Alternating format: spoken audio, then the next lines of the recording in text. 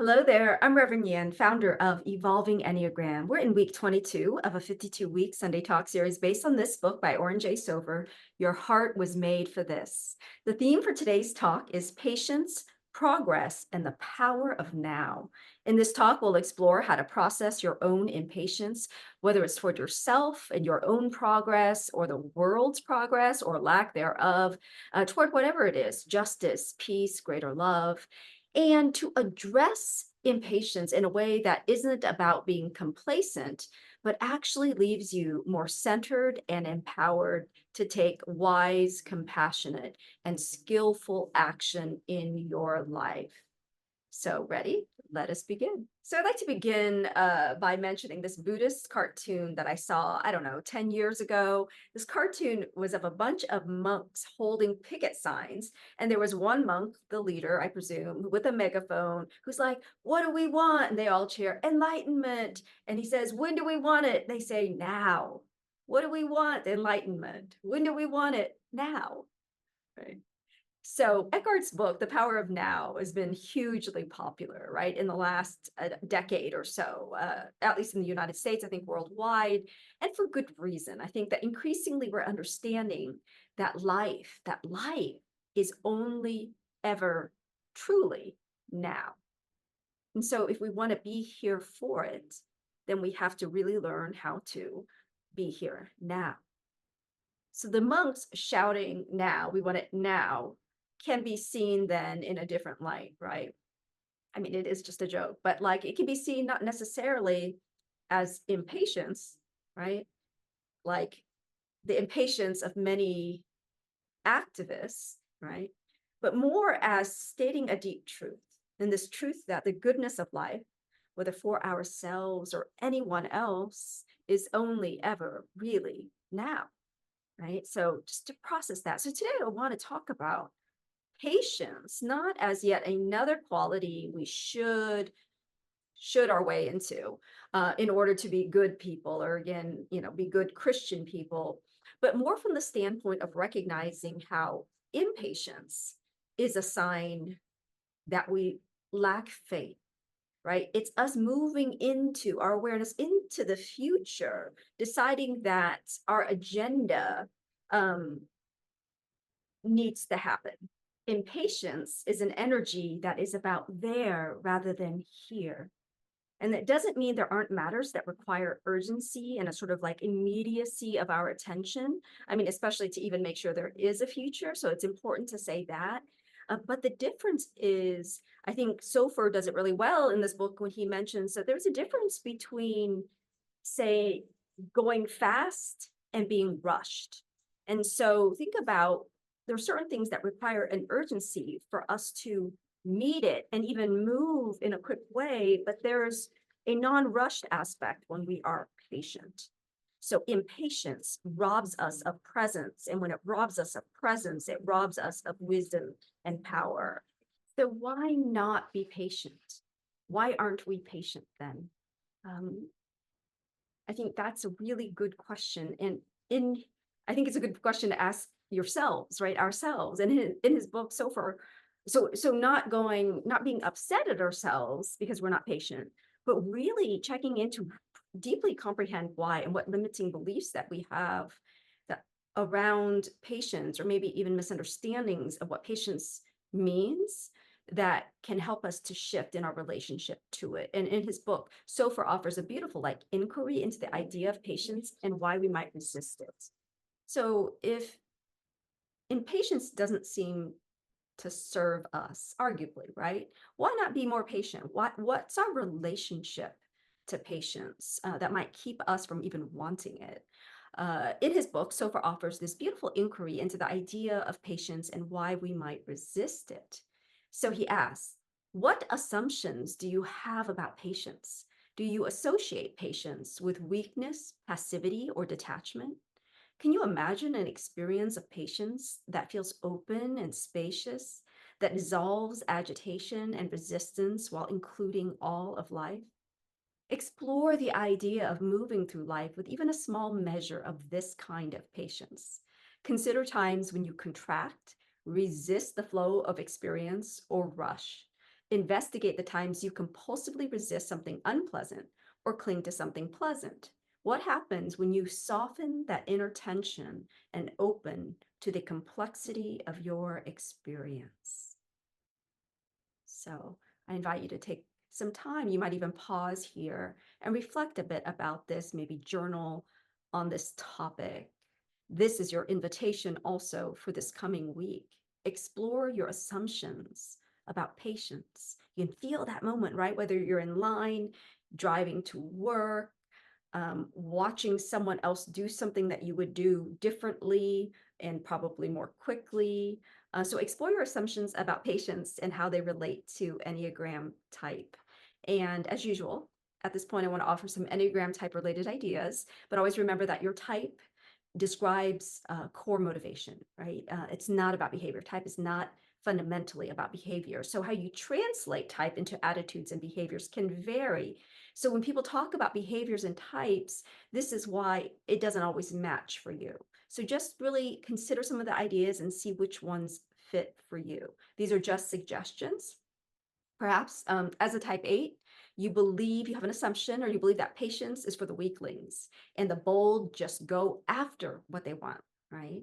And so there's something about passivity in that, or weakness in what patience is related to, just for your consideration.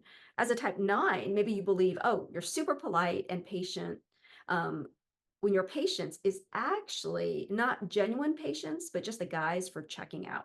And the reason you seem patient is you're just checked out and you're relieved that people aren't pushing things to happen right now. But what if true patience, again, is not actually passivity? Ugh. Yeah. So perhaps for ones, your sense of urgency is about avoiding the feelings of frustration or anxiety that underlie your need to control and perfect things, right? So oftentimes that urgency and that impatience with like other people getting things done has to do with an anxiety or frustration that you're not wanting to feel. So you're going to quickly jump in, do it better your way, right? So for 2s, perhaps your impatience is not about them, but about them being your significant other, whoever it is that's important to you, but about you putting your own needs or goals on pause for so long. But the problem is you won't actually face your fears of rejection or abandonment if you put their needs on pause to meet your needs. So your impatience is that growing sense of urgency of your real needs not getting met. And so not willing to feel that of you moving forward in supporting your needs. So for 3s, there's this fear that practicing patience will actually put you behind the curve, right? If you're not ahead, you're behind. So the sense of self-worth you're racing toward, however, in that case, is the one you just hurdled over. I apologize if you can hear the lawnmower outside. I'm going to take a moment to kind of laugh for a moment because what you don't know behind the scenes is I have been patiently waiting as the lawnmower they just decided this would be the day and the time to come right when I'm recording. And even though I'm sort of, I feel like I'm shouting over them right now, during this talk, I have paused about 10 times patiently, just waiting for the sound to diminish a bit so that I can continue. So it's been a fun journey of practicing the very lesson today. So anyway, so being present here and not thinking, oh my gosh, they're in my way. I need to get this done faster. Why? I could be in distress by being impatient in this moment to get this talk done more quickly, or I could have some joy enjoying the synchronicity of the noise being made at this time and not believe that it's like against me that this is happening right now, right? So you're not going to have to hear most of it because I'm trying to pause in between lawnmower sounds for the most part.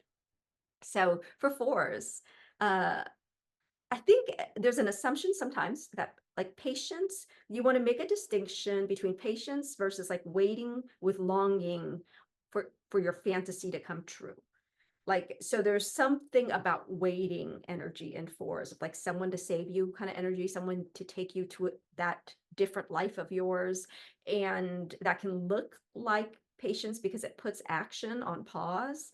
So just being careful to make that distinction. So patience has its attention on the present, not on the past or the future. And I'll add a little extra for 4s here that 4s can have an addiction toward self-shaming right? And sometimes that's shaming others as well, lashing out. But so you can be impatient with yourself in your own progress, rejecting yourself, which then creates a shame spiral. So it's really important for me to say this, because anytime we say something for fours, it's so important that you recognize if you're a four, that you're not using this very thing to say, see, another reason I'm defective, right? Another reason my enlightenment or salvation or my good enoughness has to wait, right? So see if you can be aware of that and catch that. So for fives, what are your assumptions about patience? Well, I think for fives, they are actually quite patient around thinking, right? Musing, pondering, lots of time, lots of space, go to the depths of that, not so patient with feelings. So like other competency types, there's a belief in fives that feelings are, again, it changes once you've done some personal growth work, but there's a default belief that feelings are unnecessarily in the way of true progress, which is about solving problems in the most rational, which means non-feeling way possible, right?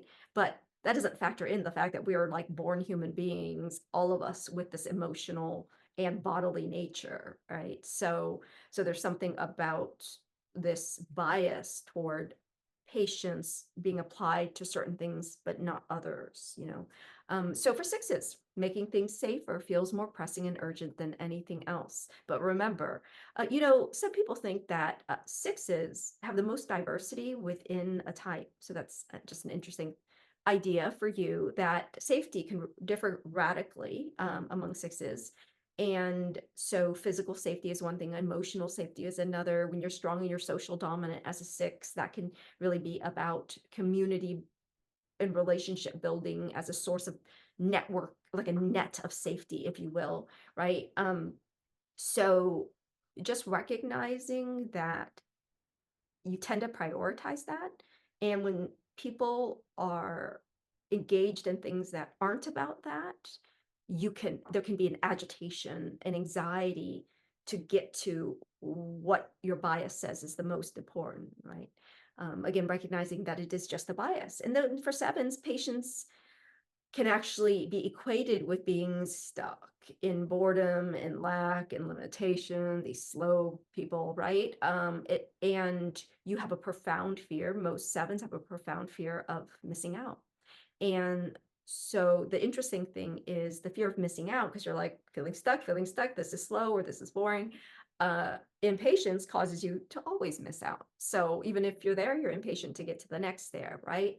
And so the root of all this is really talking about how impatience is one way we have our attention on the next rather than the now.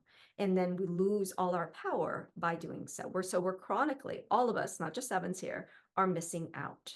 And so I want to invite you, this is a practice from Sofer's book, to really consider how to bring some space. We're going to do a little bit more of this next week, so stay tuned. We'll do a longer practice on holding space. But I just want to invite you to just notice this week when you have reactivity in your heart, and see if you can just breathe right there. When you feel that impatience, breathe around it, find the areas of space around it, and just allow yourself best you can to make space for that suffering, that pain inside of you that comes when the egoic structure is not getting what it thinks it needs in order to be, quote, saved. I say that in the largest sense of that word, whether it's getting the peace you think you want or the goals you think you want, the goal of enlightenment, even the progress you think that's going to get you to a sense of worthiness, right?